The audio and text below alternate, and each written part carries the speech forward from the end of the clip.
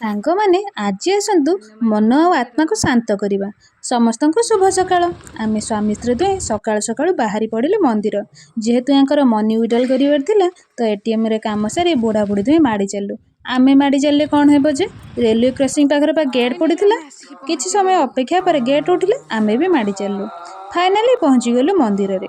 ଷ୍ଟାଣ୍ଡରେ ଗାଡ଼ି ରଖି ପାଦ ଧୋଇ ଚାଲିଲୁ ଭୋଗ ଦୋକାନକୁ। ସ୍ୱାମୀ କିଣିଲେ ଭୋଗ, ମୁଁ ଧରିଲି ଦୀପ।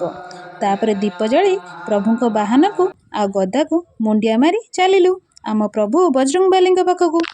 ସତରେ ପ୍ରଭୁଙ୍କ ମନ୍ଦିରରେ କି ଯାଦୁ ଅଛି କେଜାଣି, ସେଠାକୁ ଗଲେ ଆଉ ଆସିବା ପାଇଁ ଜମାରୁ ବି ଇଚ୍ଛା ହୁଏନି।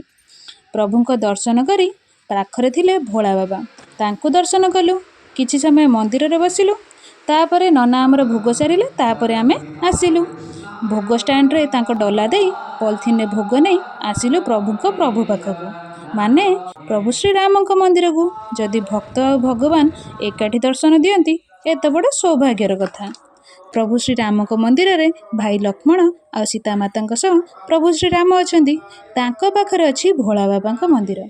ଭୋଳା ବାବାଙ୍କ ମନ୍ଦିର ପାଖରେ ଅଛି ଗ୍ରହରାଜ ଶନିଦେବଙ୍କ ମନ୍ଦିର। ସମସ୍ତଙ୍କ ଦର୍ଶନ ସାରି ମନ ହୋଇଗଲା ଶାନ୍ତି, ଆତ୍ମା ହୋଇଗଲା ତୃପ୍ତି।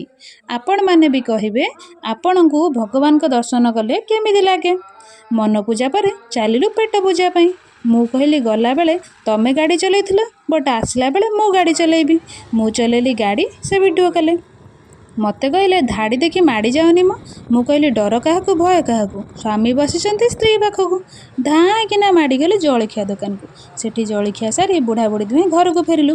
ଆପଣମାନଙ୍କୁ ଭିଡ଼ିଓଟି ଭଲ ଲାଗିଥିଲେ ଭିଡ଼ିଓକୁ ଲାଇକ୍ କରି ଚ୍ୟାନେଲକୁ ସବସ୍କ୍ରାଇବ୍ କରିକି ଯିବାକୁ ଜମାରୁ ବି ଭୁଲିବେନି। ରହିଲି। ଜୟ ଶ୍ରୀରାମ, ଜୟ ବଜରଙ୍ଗବାଲି।